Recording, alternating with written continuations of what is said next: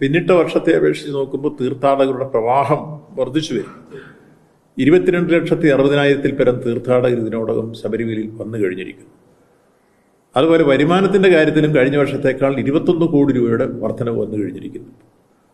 അപ്പോൾ ഈ രംഗത്ത് സൂചിപ്പിക്കുന്നത് ശബരിമല തീർത്ഥാടനം സുഗമമായതുകൊണ്ട് തന്നെ തീർത്ഥാടകർ കൂടുതലായി വരുന്ന ആവേശകരമായ അന്തരീക്ഷമുണ്ട്. ആ വരുന്നവർക്കെല്ലാം കൃത്യമായി ദർശനം നടത്താനുള്ള സൗകര്യം ഗവൺമെൻറ്റും ബോർഡും ചേർന്ന് ഒരുക്കിയിട്ടുണ്ട്. എല്ലാ തരത്തിലും അവർ സംതൃപ്തരാണ്. ഇപ്പോൾ അതുകൊണ്ട് തന്നെ കൂടുതൽ തീർത്ഥാടകർ വരുന്നു, ശബരിമലയ്ക്ക് വരുമാനവും വർദ്ധിക്കുന്നു.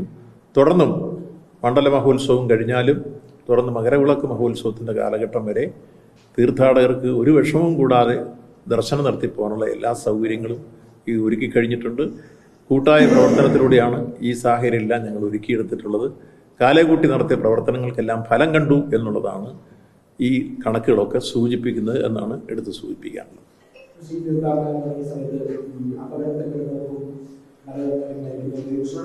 യെസ്, അതിൻ്റെ സ്റ്റാറ്റസ് ഇപ്പോൾ ഈ പ്രാവശ്യം ശബരിമല ദർശനത്തിന് വന്നതിൽ മരണപ്പെട്ട ലിസ്റ്റ് വന്നത് കൃത്യമായി പരിശോധിച്ച് ഒരാൾക്ക് 5 ലക്ഷം രൂപ വെച്ച് അവരുടെ ആശ്രിതർക്ക് കിട്ടും.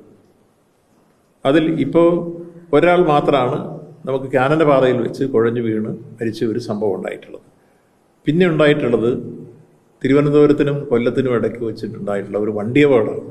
അത് മോട്ടോർ ആക്സിഡൻറ്റ് ക്ലെയിം വരും, ഒപ്പം ഈ ക്ലെയിമും വരും. ആ ക്ലെയിം കൃത്യമായി നമ്മൾ കൊടുക്കും.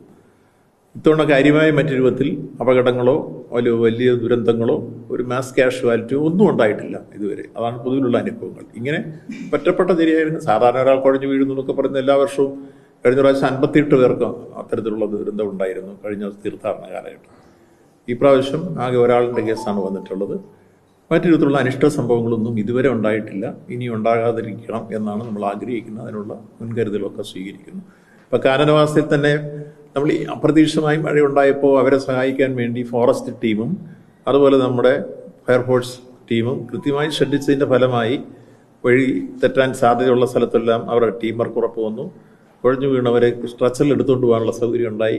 ഒക്കെ സംഭവം. അതിൽ ഏറ്റവും പ്രധാനപ്പെട്ട കാര്യം ചെറിയ സംഭവം ഉണ്ടായാൽ പോലും അറ്റ് പ്രസൻറ്റ് അത് പരിഹരിക്കാനുള്ള ഇടപെടൽ അപ്പോൾ ടീം വർക്കായി നടന്നുകൊണ്ടിരിക്കുന്നു എന്നുള്ളതാണ്. അതാണ് ഞാൻ നേരത്തെ സൂചിപ്പിച്ച ഗവൺമെൻറ്റും ദേവസ്വം ബോർഡും ചേർന്നൊരുക്കിയ ഏറ്റവും സുരക്ഷിതമായ സംവിധാനം അതിൻ്റെ പൂർണ്ണതയിൽ മുന്നോട്ട് പോയിക്കൊണ്ടിരിക്കുന്നു എന്നുള്ളതാണ്.